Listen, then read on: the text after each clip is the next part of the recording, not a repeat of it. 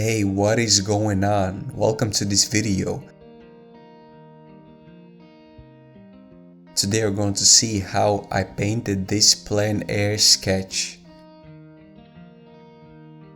The other day I was driving with my brother when I noticed a spot where I could do a plein air painting session.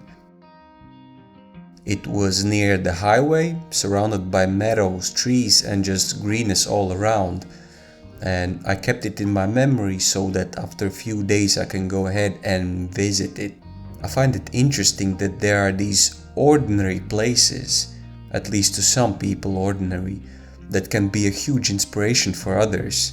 I guess we all live in our little worlds and see the same things, if not differently, then for sure from a different perspective. Painting surface for this sketch is Gessoed pulp watercolor paper, and I'm using acrylics.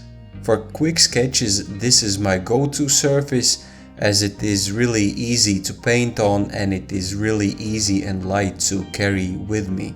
The main interest in this painting was sky gradient. What I like about skies in paintings, if you look at generally, is that there is this huge range of complexity with which you can paint them, right? Meaning you can lay a single flat color on surface and that is your sky, simple as that.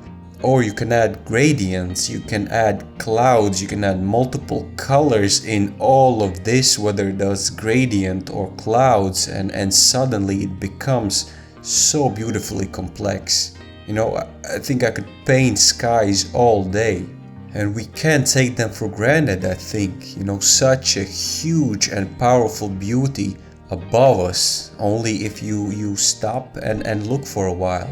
One of the best ways to practice and improve painting is to do plein air painting sessions. This makes you step out of your comfort zone if you have not done it previously, right? And also makes you have a clear view of what you want to paint. You probably have heard that painting is mostly observing, to really see the shapes, the contrasts and relationships between all of these elements. It is really important that you are there, that you are present and looking at what you really are painting. Using photo reference is fine and actually really useful in a lot of cases, and I also use photo references a lot of times, right? But by using photos you are looking at your subject through multiple layers that all distort the reality that there is. Camera, whether it's your phone or your photo camera, have lenses. These devices process your photos that you take, and then you look through pixelated screens that probably is not 100% color accurate, and at the end you have really distant glance of what you really want to paint. Not to mention you're losing the chance to use all of your perception senses by removing yourself from being present. For this sketch I really like the color scheme.